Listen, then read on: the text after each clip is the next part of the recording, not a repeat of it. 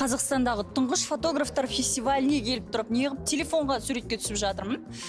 Олар да шығармашылық адамдары ғой, мүмкін әңгімем жарасып кетер, көрейікші.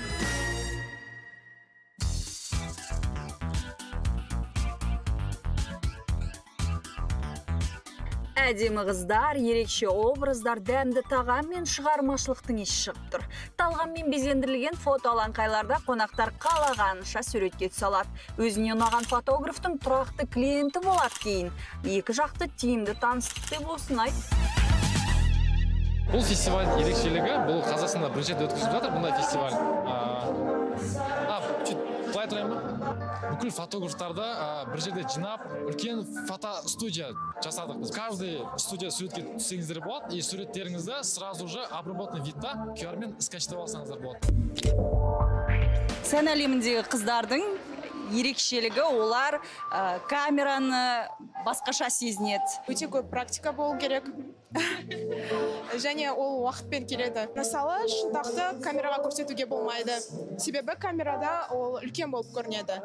Сондықтан да шынтақты осылай ұстау керек. Тізеңізді де қаратуға болмайды камераға. Осылай қою керек. Өйткені камераға қаратқан кезде ол сіздің шынтағыңыз, тізеңіз үлкен болып көрінеді. Және аяғыңыз қысқарақ көрінеді. Аяғым ауырып кетті. Рахмет.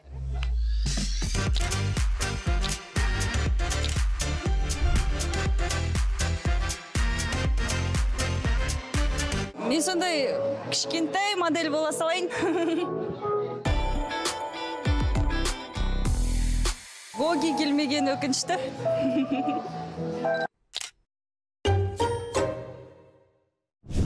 Бұл модель Әсел Дәулетбаева және мен суретке түсуді де білмейді екенбіз ғой. Мүмкіндікті пайдаланып, үйреніп алу керек мұндайда. Міне.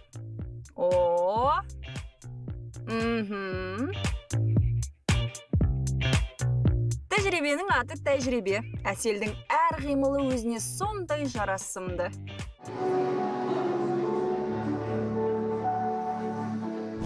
Енді фотограф болып көрейік. Мұқият қарап алыңыздар, сіздердің де қажеттеріңізге жарап қалар. Қазір сіз микрофонды алыңыз, мен фотоаппаратты алайын. Сіз мен қателіктерімді айтып тұрыңыз, жарай ма? Давайте. Мысалға мұнда көп адамдар тұрса.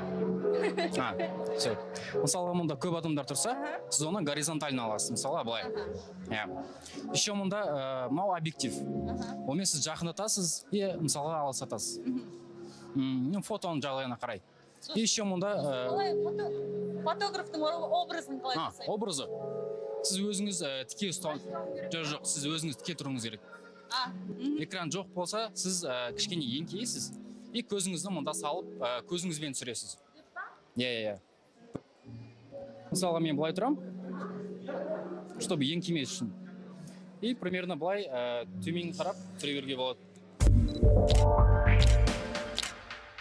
Модельдеріңіз бар екен? Ерекшелігіңіз сіздің алға, Барлығы қыздарды алған, мен соған қарап, ұлдарды алайын деп шештім. Өйткені ұлдар позингті білмейді, мен тек қыздың позингін білемін. И ұлдарға мен айта алмаймын қалай тұру керекпін. Мен модельдерім көмектеседі. Жабдықтар, декорлар, қолыңызда тұрған фотоаппарат және жарықтар неше түрлі барлығына аз ақша кетпейді ғой? 700 мың тұрады, объективтары отдельно алынады. Светке 1-2 миллиондай кетеді. Нобата 8 мың тұрады. Аудан фотостудияда басқа декорлар бар. Мен 2 айдай болдым ашылғаныма. Пока плюске шыққан жоқпын, 0-ға.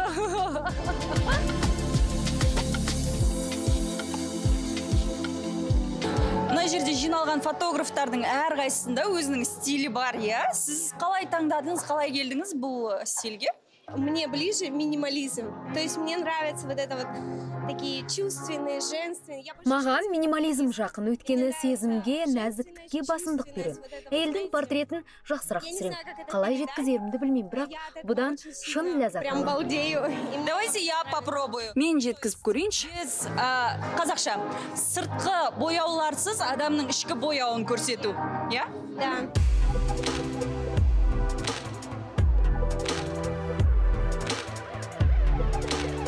Шығармашылық туралы айтайықшы. Творчество. Шабытты қайдан аласыз? Вдохновение. Қазақ тілінің бірінші сабағы. Мудборд жинағанда, референс жинағанда Pinterest'тен жинаймыз.